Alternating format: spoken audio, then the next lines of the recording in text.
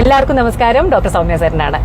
ഞാൻ 2-3 ദിവസമായിട്ട് ബഹ്റിനിലാണെന്ന് അറിയാലോ. ഇന്ന് ലാസ്റ്റ് ദിവസമാണ്. ഇന്ന് രാത്രി ഞാൻ തിരിച്ചു പോരുകയാണ്. ഇന്നത്തെ പരിപാടി 3:45 ഗൾഫ് മാധ്യമത്തിന്റെ എജു കഫേയിൽ കൂടി സംസാരിച്ചു കഴിഞ്ഞാൽ കഴിഞ്ഞു. 3 ദിവസമായിട്ട് ഇവിടെ ഉണ്ട്.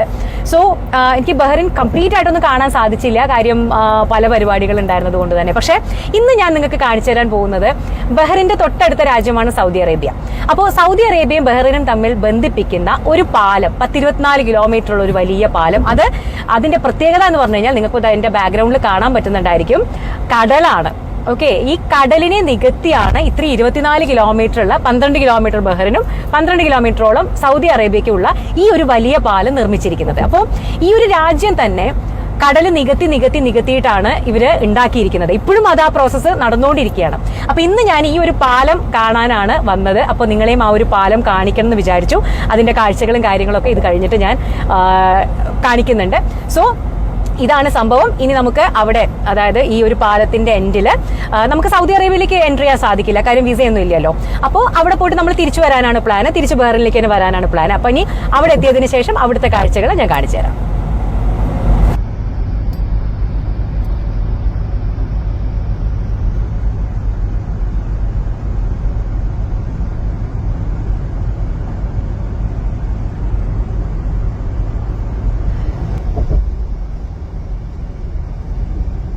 ഇതാണ് ഓൾമോസ്റ്റ് എൻഡ് അല്ലേ?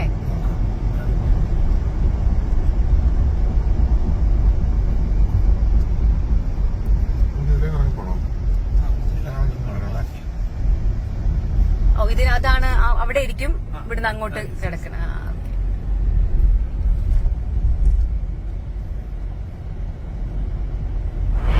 അപ്പൊ ഇപ്പൊ നമ്മൾ നിൽക്കുന്നത് ബഹ്റിന്റെ അല്ലെങ്കിൽ സൗദിയുടെയും ആ ഒരു ട്രാൻസിഷന്റെ സ്ഥലത്താണ്. ഇപ്പൊ ഞാൻ നിൽക്കുന്നത് ബഹ്റിനാണ്, കാരണം എനിക്ക് സൗദി വിസ ഇല്ലാത്തത് കൊണ്ട് തന്നെ. കാരണം ഇതൊന്നും നിങ്ങൾക്ക് കാണിച്ചു തരാമെന്ന് വിചാരിച്ചു. നോക്കി എന്തൊരു ഭംഗിയുള്ള സ്ഥലമാണ്. കാരണം ഇത് ഫുൾ കടലാണ്. ഈ കടലിനെ കംപ്ലീറ്റ് നികത്തിയിട്ടാണ് ഈ ഇമിഗ്രേഷനും കാര്യങ്ങളും ഇത്രയും വലിയ ഒരു ഓഫീസും ഇങ്ങനെയുള്ള സമുച്ചയങ്ങളൊക്കെ അവരിവിടെ ഉണ്ടാക്കിയിരിക്കുന്നത്. ഇത്രയും വലിയതാണ്. നിങ്ങൾക്ക് ഇവിടുന്ന് അങ്ങോട്ട് കാണാൻ പറ്റും. ആ പാലം കാണുന്നില്ലേ? ഞാൻ പറഞ്ഞല്ലോ, ഈ 24 കിലോമീറ്റർ, അതിന്റെ 12 കിലോമീറ്ററിൽ പെട്ട പാലമാണത്. പക്ഷേ എന്തൊരു ഭംഗിയുള്ള സ്ഥലമാണെന്ന് അറിയോ? കാര്യം നല്ല കടല്, അതുപോലെ തന്നെ ഈ പറയുന്ന എനിക്ക് ഭയങ്കര ഇഷ്ടപ്പെട്ടു ഈ ഒരു ഏരിയ. അപ്പോൾ ഇതുകൂടി നിങ്ങൾക്കൊന്ന് കാണിച്ചു തരാമെന്ന് വിചാരിച്ചു. അപ്പോൾ ഇന്നത്തോടു കൂടി എൻ്റെ ബഹ്റിൻ ട്രിപ്പ് അവസാനിക്കുകയാണ്. ഇന്നത്തെ വൈകുന്നേരത്തെ ക്ലാസ്സും കൂടി കഴിഞ്ഞ് ഞാൻ തിരിച്ച് ബാക്ക് ടു ഷാർജ പോവുകയാണ്. സോ ഭയങ്കര അടിപൊളി 2-3 ദിവസമായിരുന്നു ബഹ്റിനിൽ, പറയാതിരിക്കാൻ പറ്റില്ല. അപ്പോൾ ഇനിയും എനിക്ക് വരാൻ പറ്റുകയാണെങ്കിൽ വരണം എന്ന ആഗ്രഹമുള്ള ഒരു സ്ഥലമാണ്. കാരണം വളരെ കുഞ്ഞു രാജ്യം, പക്ഷേ ഞാനിവിടെ പരിചയപ്പെട്ടവരെല്ലാവരും ഒന്നിനൊന്ന് സ്നേഹമുള്ളവരാണ്, അല്ലെങ്കിൽ നമ്മളെ സ്നേഹം കൊണ്ട് പൊതിയുന്ന കുറച്ച് ആളുകളെയാണ് ഞാനിവിടെ കണ്ടത്.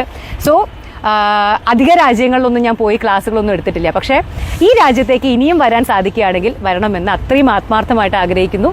സോ ഒരിക്കൽ കൂടി ബൈ ബഹ്റിൻ. നമ്മളിപ്പോൾ ഞാൻ പറഞ്ഞ ആ 12 കിലോമീറ്റർ ബഹ്റിന്റെ എൻഡിൽ വന്ന് നിൽക്കുകയാണ്. ഇതിനപ്പുറത്തേക്ക് ഇനി നമുക്ക് വിസ കാര്യങ്ങളൊക്കെ ആവശ്യമുണ്ട്. ഇതിനപ്പുറം സൗദി അറേബ്യയാണ്. നിങ്ങൾക്ക് ഇവിടെ കാണാൻ പറ്റും. ഇവിടുന്ന് അങ്ങോട്ട് പോയി കഴിഞ്ഞാൽ, നമ്മളിപ്പോൾ വന്നത് ആ ഭാഗത്ത് നിന്ന് ഇങ്ങോട്ടാണ്. ഇവിടുന്ന് അങ്ങോട്ട് പോയി കഴിഞ്ഞാൽ ബഹ്റിൻ, ഇവിടുന്ന് അങ്ങോട്ട് പോയി കഴിഞ്ഞാൽ സൗദി അറേബ്യയാണ്. നമ്മളിപ്പോൾ അതിന്റെ എൻഡിലാണ് നിൽക്കുന്നത്. ഇനി നമ്മൾ തിരിച്ച് ബഹ്റിനിലേക്ക് തന്നെ തിരിച്ചു പോകും.